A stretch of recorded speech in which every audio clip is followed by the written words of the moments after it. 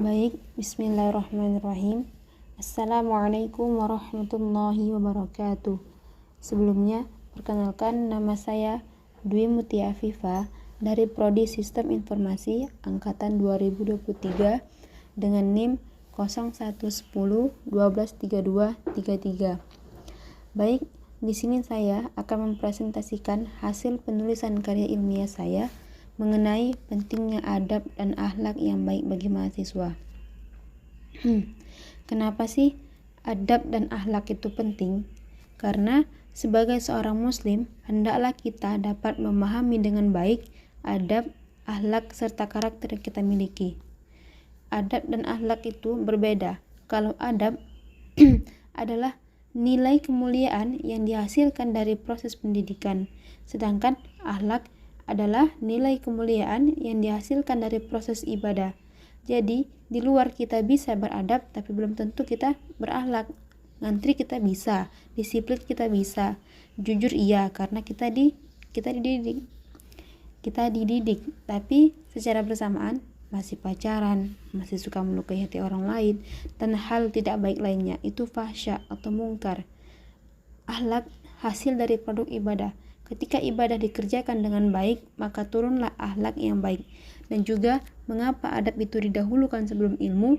Karena itu tadi, adab itu sikap moral yang membimbing kita untuk berperilaku baik.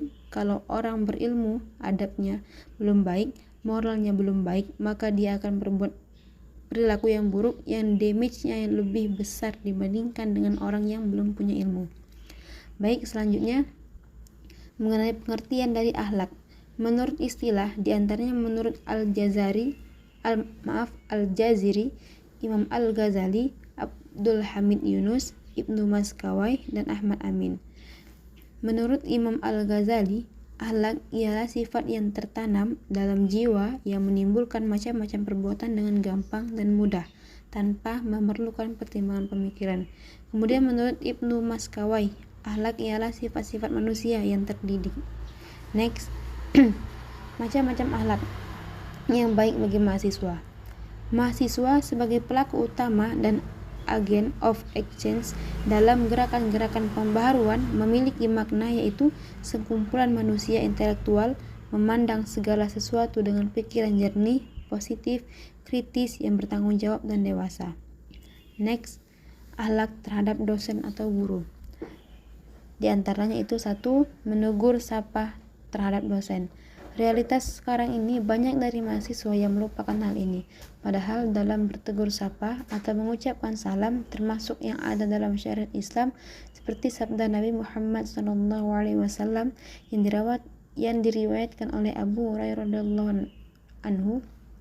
Ia berkata, Rasulullah SAW bersabda, seorang pengendara hendaknya mengucapkan salam kepada pejalan kaki, dan pejalan kaki mengucapkan salam kepada orang yang duduk, dan jamaah yang beranggota lebih sedikit mengucapkan salam kepada yang beranggota lebih banyak. Hadis riwayat Muslim nomor 4019. Yang kedua, memperhatikan pada waktu pembelajaran. Ketika kegiatan perkuliahan sedang berlangsung, hendaklah mahasiswa memperhatikan dengan baik ketika ada dosen yang sedang mengajarkan suatu mata kuliah dan memperhatikannya dengan seksama. Yang ketiga, jangan terlalu banyak bertanya. Maksudnya adalah mahasiswa jangan banyak bertanya kepada dosen jika belum berusaha untuk memahami suatu pelajaran yang diberikan oleh dosen. Jangan sampai mahasiswa bertanya hanya dengan maksud untuk mempersulit dosen dalam menjawab pertanyaan, padahal hal ini akan membingungkan mahasiswa itu sendiri terhadap jawaban dosen tersebut. Next, akhlak terhadap mahasiswa. Akhlak terhadap sesama mahasiswa. Di antaranya 1. Mengucapkan dan menjawab salam. 2. Jangan merendahkan orang lain. 3. Mentaati peraturan yang telah ditetapkan oleh kampus. 4. Memberi nasihat, saling menasihati kepada teman dalam hal kebaikan. 5. Melapangkan ruang kelas. Maksudnya yaitu sikap mahasiswa yang harus toleransi kepada sesama mahasiswa dalam berbagai ruang agar semua mahasiswa dapat ikut dalam diskusi tersebut. Selanjutnya, kewajiban umum bagi mahasiswa. Di antaranya berakhlak mulia dan mengamalkan ajaran agamanya baik dalam maupun di luar kampus. Kemudian menjaga kewajiban memelihara nama baik universitas atau baik di dalam maupun di luar kampus. Selanjutnya, memelihara sarana dan prasarana universitas serta menjaga kebersihan, ketertiban, dan keamanannya. Kemudian menaati semua ketentuan administrasi penyelenggara pendidikan yang dibebankan kepada mahasiswa seperti biaya sumbangan pembinaan, pendidikan, dan biaya lainnya yang ditentukan sesuai dengan peraturan yang berlaku. Mematuhi segala peraturan yang berlaku di tingkat universitas, fakultas, jurusan atau program studi, dan unit. Next, kewajiban khusus mahasiswa mengikuti kuliah, praktikum, dan atau kegiatan akademik lainnya dengan disiplin, tertib, sopan, dan hormat pada dosen. Berupaya untuk merawat barang-barang inventaris dan turut bertanggung jawab terhadap keutuhannya. Menggunakan kantor atau gudang sesuai dengan peruntukannya, tidak untuk menginap, memasak, mencuci, dan menjemur pakaian. Mempertanggungjawabkan kegiatan atau penggunaan dana dari universitas atau pihak lainnya, mengganti segala pembiayaan, kerugian, atau kerusakan yang timbul akibat penggunaan inventaris negara tidak sesuai dengan peruntukannya. Baik, selanjutnya, cara penerapan akhlak yang baik bagi mahasiswa, yaitu diantaranya: pertama, adil dan bijaksana dalam menghadapi dan memutuskan sesuatu. 2. Berani dalam segala hal yang positif. 3. Ikhlas dalam melaksanakan setiap amal perbuatan semata-mata karena Allah. Maaf, ini typo. Kemudian keempat, bermusyawarah dalam mengambil sebuah keputusan. 5. Sabar dalam menghadapi setiap cobaan atau melaksanakan kewajiban ibadah kepada Tuhan. 6. Menyadari kesalahan dan segera untuk bertaubat meminta ampun kepada Allah SWT apabila berbuat dosa. 7. Bertawakal setelah segala usaha dilaksanakan dengan sebaik-baiknya. 8. Mengutamakan perdamaian daripada permusuhan yang dapat memecah belah. 9. Menjauhi sifat-sifat yang dapat membuat hati menjadi kotor seperti sifat iri hati, dengki. 10. Bersyukur atas segala nikmat yang diberikan atau musibah yang dijatuhkan. Yang terakhir, kesimpulan dan saran.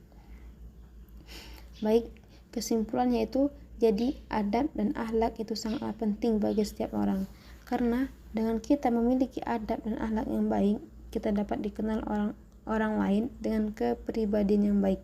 Karena adab dan akhlak ini akan menuntun manusia untuk memiliki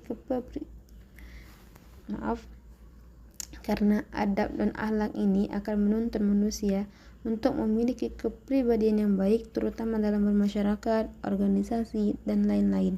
Dan juga adab ini lebih penting daripada ilmu, karena orang yang beradab pasti berilmu, sedangkan orang yang berilmu belum tentu beradab. Kemudian selanjutnya saran. Jadi kita sebagai mahasiswa, terutama untuk dapat menerapkan adab dan akhlak yang baik di perkuliahan, baik dengan dosen, teman, dan staf-staf atau siapapun yang bekerja di kampus atau sivitas kampus, tidak hanya di perkuliahan tetapi juga di lingkungan masyarakat, terutama juga pada kedua orang tua, keluarga, karena sekarang adab dan akhlak ini sudah sangat jauh tertinggal bagi kebanyakan orang. Jadi semoga kedepannya adab dan akhlak yang baik ini dapat diterapkan dengan baik sebaik-baiknya hingga ke penerus selanjutnya. Amin amin ya rabbal alamin. Baik, mungkin ini saja yang dapat saya sampaikan. Apabila terdapat kekurangan dari apa yang saya sampaikan, saya mohon maaf. Pada Allah saya mohon ampun. Saya akhiri. Wassalamualaikum warahmatullahi wabarakatuh.